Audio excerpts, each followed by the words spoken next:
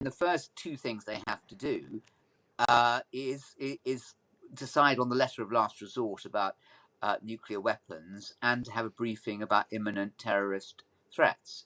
So if they don't decide then to say, well, actually, I've thought about it now and I've decided I don't really want to be Prime Minister, maybe that's what happened to Liz Truss, you then really are committed, and it's going to be really difficult. I think it is the most difficult combined political and economic inheritance since the Second World War, and I say that, advisedly. It's not just a fact plucked out. Yeah, we'll try and expand our horizons just a tiny bit because we wanted to talk about urgent questions that we had about what happens when you actually become Prime Minister.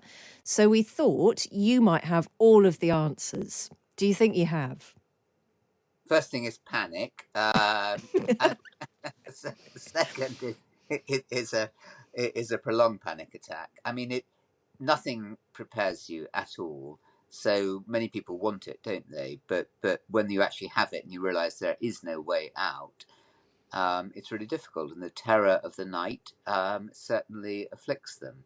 But what happens is after they come back from the palace, they are clapped in by the staff, and that's always acutely ridiculous because these are the same people who've been in tears while clapping out the outgoing. But the political staff have then disappeared, so it's really just a much smaller group of officials clapping them in. And the first two things they have to do is decide on the letter of last resort about nuclear weapons and to have a briefing about imminent terrorist threats. So if they don't decide then to say, well, actually, I've thought about it now and I've decided I don't really want to be Prime Minister, maybe that's what happened to Liz Truss, you then really are committed, and it's going to be really difficult. I think it is the most difficult combined political and economic inheritance since the Second World War, and I say that, advisedly. It's not just a fact plucked out. Yeah. Can you tell us just a little bit more about the letter of last resort? That does exactly what? I tell you, but you'll have to be then marched off by the Secret Intelligence Service. Well, that'll make Ken in Sussex very happy, so let's do it. These are handwritten letters that they write, as I understand it, to the commanders of the 4 nuclear submarines, individual letters. So it's 4 times they write it, to say, in the event of the Britain, London no longer existing, and of course this has actually crept much closer with what's happening in the mind of Vladimir Putin. If that does happen, do they fire off their own nuclear missiles and destroy Moscow and St. Petersburg and wherever, or do they just just decide to just not do that and come back to harbour, which won't exist? So it's bleak. Yeah, dark stuff. Dark stuff. And I suppose the enormous shift is in your head, isn't it, when you accept the role of Prime Minister? You are never allowed to be off again, are you? Your downtime still belongs to the country. You have to be there. You should be there for 24 hours every day, shouldn't you?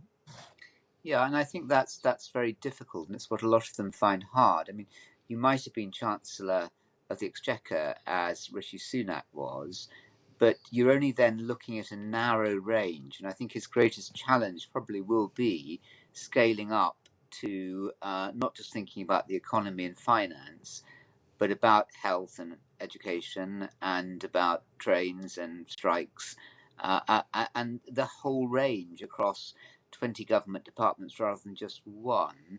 And exactly as you say, it is relentless, and everything comes back to you. And it's very hard ever to get on top of your job. I don't know what both of you like, but it's pretty hard, I find, to get on top of my job. And I'm not looking after any department. If you're overseeing all 20 and you're going to be disturbed at 2 in the morning or 4 in the morning if something urgent happens, so you will have broken nights.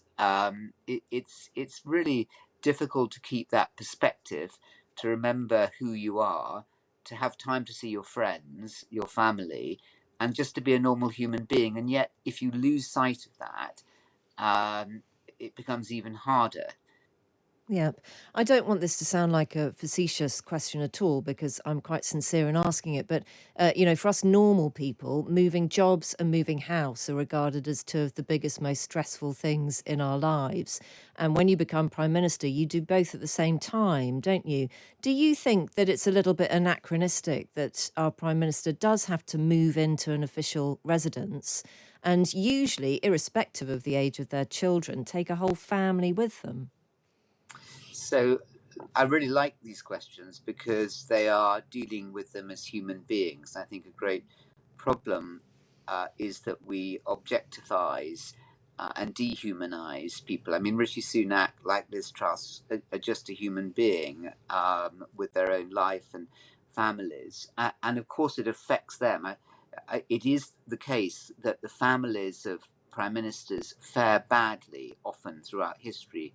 Once they come out, they find it very hard to adjust, as do the prime ministers ever to find much contentment again. So, and I think that is compounded exactly as you say. I mean, it is stressful changing job, particularly to that job, and to move particularly into that flat above Downing Street. Look, I think it would be better. I've thought about this a lot over the years. If the whole Downing Street moved into the Foreign Office, the Foreign Office totally dwarfs and overshadows Number 10, but now much of the work of the Foreign Office is done, in fact, by the Prime Minister in terms of one-to-one relations with world leaders. There's much more space there. It would be much more rational for them. And I don't think it's a good idea for a family to be above it. I mean, I've been a teacher, a head, and a vice chancellor. The mental health of those children will not be helped by hearing. One thinks of the Blair children hearing the constant screams and shouts of people about their father being a liar and against the Iraq war. Whatever one thought of that, it's not helpful for them. So I think, yes, I would move both Number 10 as an office and the place where they live to somewhere where they can, as well as their families, have a normal life. I think they'll serve us better if it's not so fraught. How, this might seem like a daft question in some ways, how clever do you have to be an effective Prime Minister? You've got to be clever enough to know what you don't know. And sometimes intellectual cleverness, which many of them have, isn't enough because you need to be emotionally clever, and you need to be able to compensate. No prime minister, if there are say 10 skills that you need as a prime minister, most will only have 5 or 6. So you need to know what you can't do well, and you need to be able to trust other people to compensate for you to do those. So you need to have emotional intelligence and personal intelligence. To be intellectually intelligent of itself is really not enough. Right, and I mean, what is it about the magic sauce of PPE at Oxford that makes people become Prime Minister? Neither of us did it, so we're just interested. What is it about it? I think it gives you a range of skills, in particular understanding economics, which is essential. As the Prime Minister, you are First Lord of the Treasury. You've got to understand the basics about expenditure and about raising money and about interest rates and inflation, but also understanding politics and philosophy. But I don't think that it is good. I would much sooner have history. History is the great neglected subject. Mm. David Canadan, the historian, was arguing yesterday in the papers for a historian in every department. I think we need that, or indeed literature, or indeed science, as Margaret Thatcher herself had with chemistry. I think that, frankly, the days of PPE, I think the days of Eton, I think the days of Oxford, and the days of the southeast of England are all gone. And we need to have a different kind of leader. Above all, a leader who is willing to be criticized. And so many of them are so reluctant to bring in people who have divergent views, who have the courage to say, no, I think you're wrong about that. And that's precisely why we have the idiot policies that we had with Liz Truss, or the idiot presentation of the Yeah. policies. There was sense in them, but never the way that they were presented and put across. And very few of them have that skill. By the way, we began this on talking about women. I mean, I think in many ways to have more women right at the heart, including female prime ministers, is good, and certainly to have that balance. And Margaret Thatcher, never a champion of women, when she was asked to have one in number 10 in a senior position, she really fought it. And when asked about a second one, she did say, "Don't you think we ought to wait and see how the first one has done?" Mm. That was 1988. I mean, it's a bit shocking. Yes, Anthony, thank you very much. So, just very briefly, is Margaret Thatcher the only science graduate to have become British Prime Minister? We probably should know this, but I don't. I got a feeling that some of the Chamberlains, but pretty rare to have any science Right. graduate as Prime Minister, or indeed any with science degrees and backgrounds in senior positions.